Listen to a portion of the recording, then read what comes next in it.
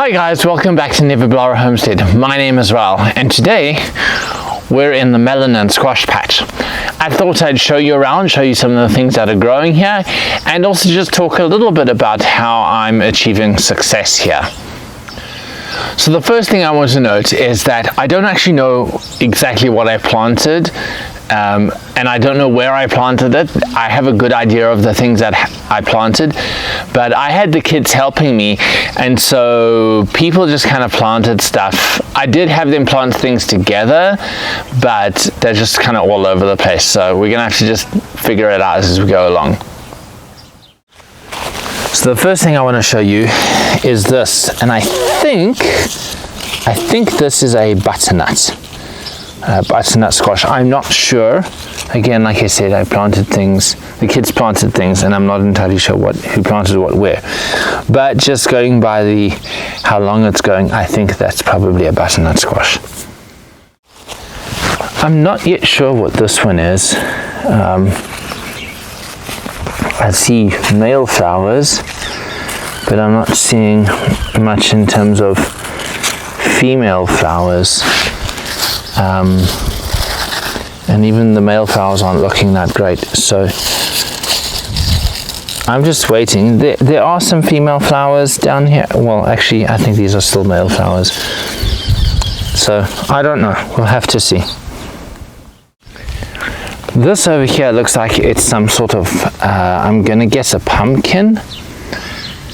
I've had a few of these grow, although not to this size, and then die, so I'm really hoping that this one is going to get pollinated and produce something. I actually have what looks like another one just up over there. I have another one growing over there. If we look in here, I have this ginormous, what we call a patty pan squash in South Africa. So I actually have another huge one in the bush behind it, and they probably actually need to be picked already. They're a bit big. They're a lot bigger than what they're supposed to be, but we kind of haven't been paying a huge amount of attention here. And here we have an absolutely massive gray squash. We call them Mexican grays. That's what they named in the grocery store. This one also needs to be harvested.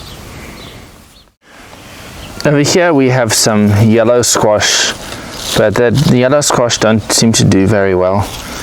This one, as you can see, blossom end rot, and a few of the other ones that just haven't made it that far. Also, I've had an issue with a gopher that seems to be tunneling under here and eating the roots of these. It likes these ones in particular. Over here we have one of the melon vines, and hopefully you can see that we are definitely getting some melons. In fact, here's one. There's a little one over here that's growing, and then we have a big one at the back here that's growing as well. So I think these are canary melons, just judging by the wrinkliness. It's not actually rotting or anything else like that. I think it's just that's the texture of the skins, and so I think these are canary melons based on that. So we'll see. In here I have a very special melon. This is a rare melon. This is the tiger I think, melon, the tiger melon. I've got, as you can see, I've got that one growing there, and I believe there's a little one over here, and I have a few more scattered around here. I'm very excited. This is a very rare heirloom, and I'm glad that A, I got seeds, and B, it's actually growing. And down here I have, this looks like a cantaloupe. We grew these last year, so that looks like a cantaloupe. Very happy. The kids, including as well. Really enjoy the cantaloupe. I have a few babies around as well, but that's the nicest, biggest one that we have. And this is our biggest watermelon. I'm not sure exactly what type of watermelon this is. I don't think it's, I'm growing Orange Glow again. I don't think this is the Orange Glow. I think it's a different one. One of the varieties I am growing this year is the Missouri Heirloom, which I very kindly got from Spiro's seeds on Etsy. He very kindly sent me a packet, and so I planted a couple of those, and we'll see. Maybe this is that. I'm not sure. Here you can see another one of those watermelons that I'm growing across on the other side amongst the melons. Again, I don't know which one exactly this is. It doesn't look like the Orange Glow that I grew last year, that I do have planted here somewhere. So we'll just have to wait and see. That's the exciting thing you get when the kids help you plant. Now there are a ton of tiny little melons on various other plants here, but there's not very many, so I think we're going to skip ahead to the cages. You might have seen some cages here, and I'm going to explain exactly what's going on there. Right, so here you can see there's a cage over this watermelon plant. Now the reason I have that is because in previous years, when I just planted in these holes, I never got anything germinating, and I suspect it's because I had mice that came through here and dug up the seeds and ate them. That's the only reasoning I can really think of. And so my wife's uncle Kelly said that I should build cages. It's certainly a lot easier building these little cages and a lot cheaper than fencing, adding hardware costs to this entire fence. And so I just build these little cages, and when they start getting too big for the cages, and still got a little way to go, but when they start getting too big for the cages, I pull the cages off. And usually at that stage the plants are too big for the mice to want to eat. Also the birds, I noticed that there were birds coming in and pecking the plants to pieces as well. So this just protects them from the birds and from the mice and other rodents and things, as long as they're coming from the top. Like I said, I've also had gopher problems here, and I'm trying to remedy that, but it's a bit difficult with this hardware landscaping fabric. Now, talking of landscape fabric, you can see that I've got the landscape fabric set out here. And the reason I did that is because one of the downsides to gardening in Arizona is that anywhere that gets water, the weeds come up. And actually, if you look around the edges of my garden, you can see, or certainly the melon patch here, you can see that there are weeds, there's a ton of grass, it all just comes up.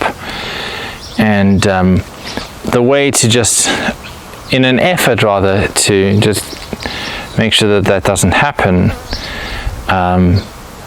I put down this, I actually weeded the entire area, scraped it out, and I put this landscape fabric down. Now, it's actually worked really well, and I'm really happy with it.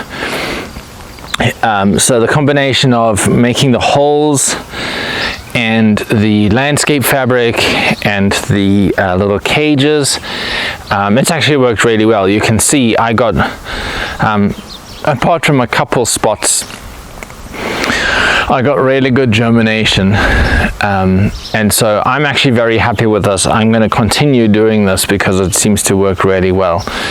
The only issue I need to deal with is the stuff on the sides, and my plan is to propagate my comfrey as much as possible and then plant it all around the sides here, and then basically where it gets wet from the sprinklers just outside the fence line, then my comfrey should grow great, and it should hopefully prevent the other things from growing in here. Some of the stuff is okay, but the grasses just have to go. Those I'm going to need to dig out again. It's a bit of an ongoing battle. Also, as you can see, what I did is I cut holes in the landscape fabric.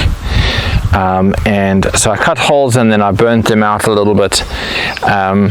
And what I actually do every year is that I just use an auger bit with my drill, and I drill out underneath that hole, and then I fill it up with compost, and then I plant the seeds in the compost and I put the cage over it. And that seems to also work really well. Definitely, I did this last year for the first time, and my wife had the brilliant idea of drilling it out and putting compost in there, and so we did that, and it worked brilliantly. And I did it again this year, and you can see it's worked really well. We've expanded as well. Last year we just had, I think, 1 row of melons and 1 row of squash, and this year I've expanded to 2 rows of each, and that's done really well. I'm probably going to expand to 3 rows of each next year, fill in the last 2 rows, the one at the back there and the one over here where we are, and just get even more stuff growing.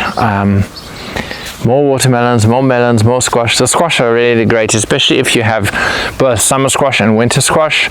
So your winter squash are things like pumpkin and butternut squash, and any of those hard, those thick-skinned, hard-skinned squashes.